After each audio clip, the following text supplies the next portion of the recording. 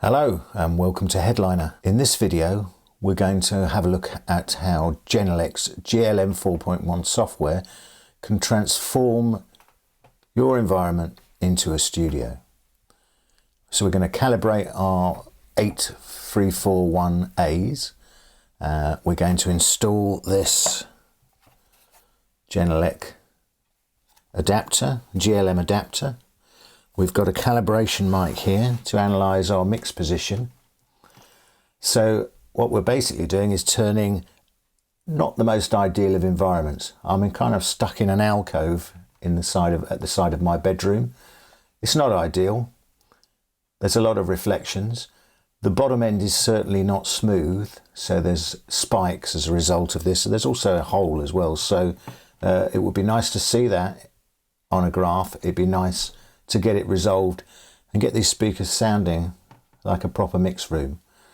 And we're going to see if we can do that and see how it works, install it, try it out. Okay.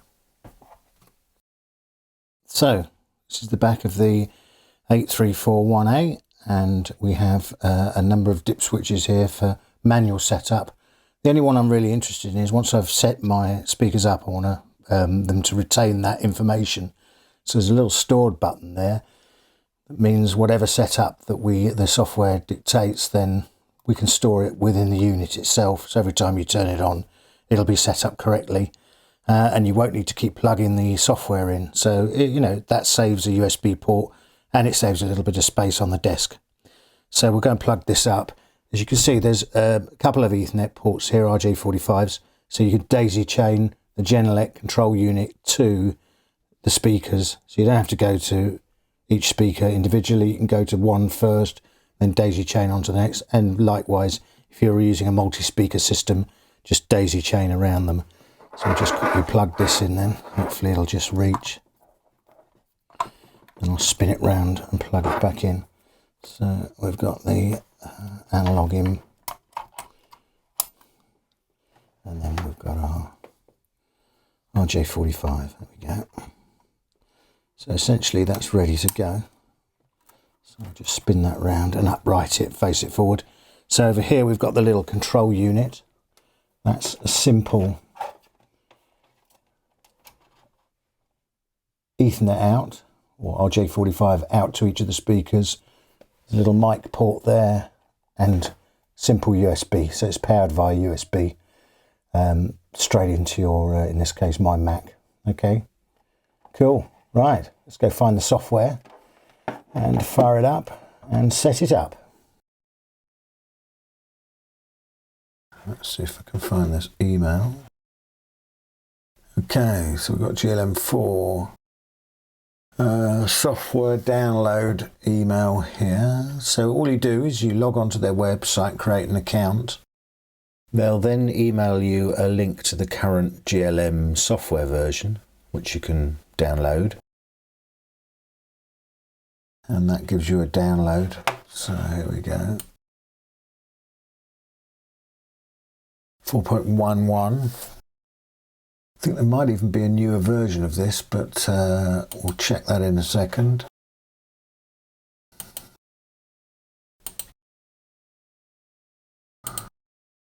Continue. Okay.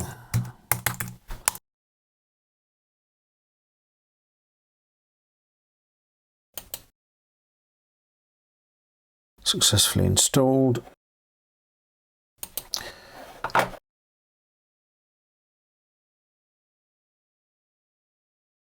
And that is indeed turned on my speakers.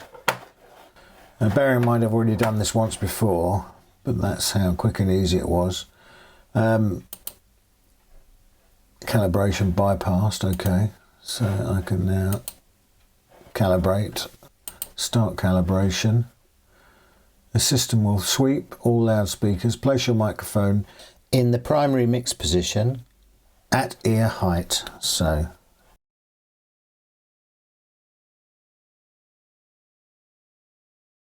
okay, so I'm going to pick up this little microphone, I'm going to hold it about ear height, and then I'm going to slide back out of the mix position,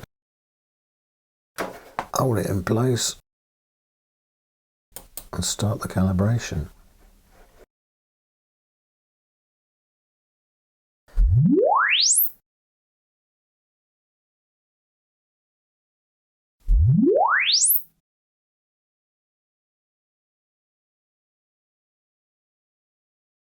Let's save those.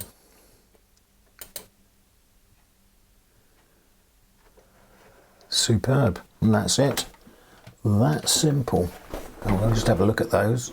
Okay, so I just checked off screen and there is indeed a new version or an update, 4.12, which I've just installed.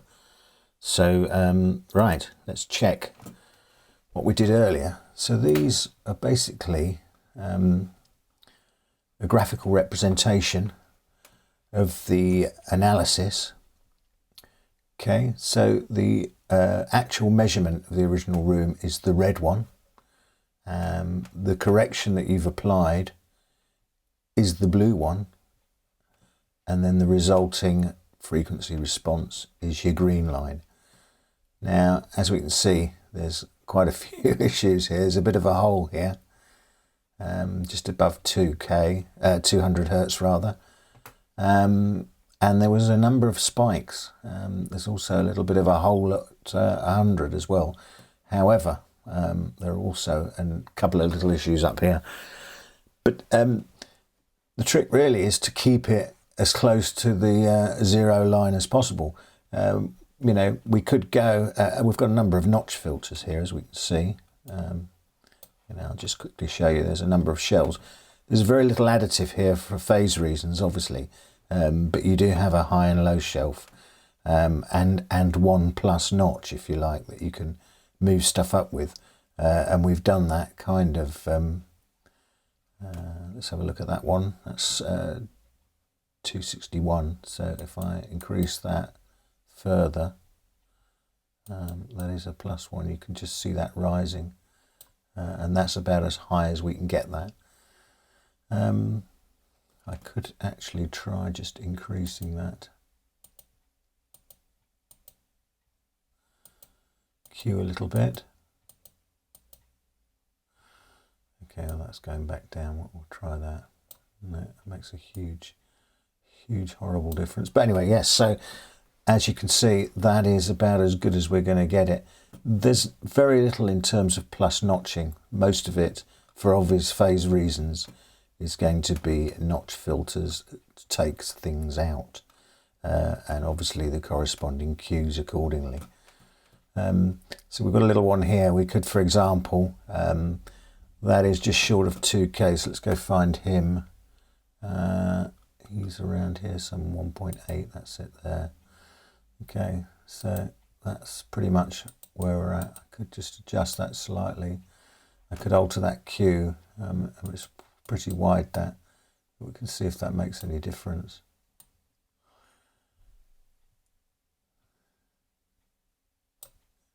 Okay, yeah, it's starting to affect the frequencies around it. Okay, it's a little bit of an improvement. But as you can see, the actual readings originally, or the analysis, is designed to keep it as phase coherent as possible. So obviously, unless you've got a particular issue, unless you're hearing something which could be a problem, you want to refer to this, it's possibly best to just leave it as is. But that's not too dissimilar from the original, as you can see. So that's not too bad. Obviously, once we've taken our measurements, we can confirm them, and that stores it. You can actually set up separate you know, readings or spaces, because, for example, you know, if you had somebody sitting behind you, a producer, for example, or a second person in the room, it'd be good to be able to, rather than just come and say, hey, come and sit here, you quickly click up yet another preset that you've got, and that gives the optimal listening response for that particular listening position. That's the idea, really. So we'll just confirm that. We'll go and have a quick look at the other one. That's actually not too bad, but that's slightly more into the middle of the room. That first one you saw is stuck firmly up against, or in the corner, which is going to obviously suffer from slightly more reflections. This one is a little bit smoother, as you can see.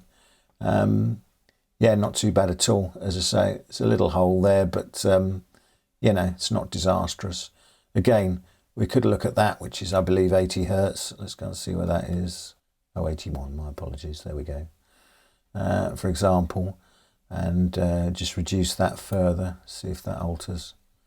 Yeah, it's a bit better. And then we could possibly increase that low shelf. We could increase that slightly just to bring that all up. Okay, slightly less of a hole, a little bit more of a hump there. And obviously we've got a pull there as well.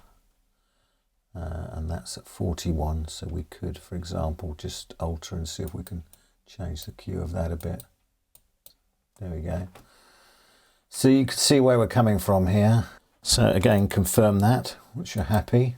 And that's pretty much it.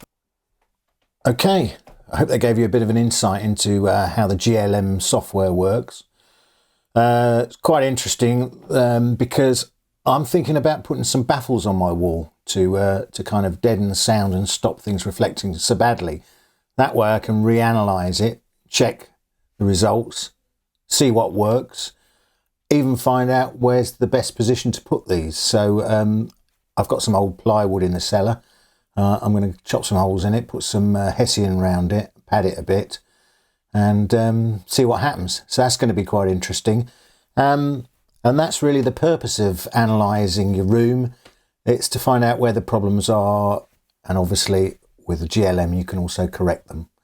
So I hope you find that interesting. Please head over to the Headliner website and check out the full review, which includes a little bit more in depth about the 8341As as well. I hope you enjoyed this. Please like, share, subscribe. Please leave a comment. Yes, and we will see you in the next one. Thank you very much.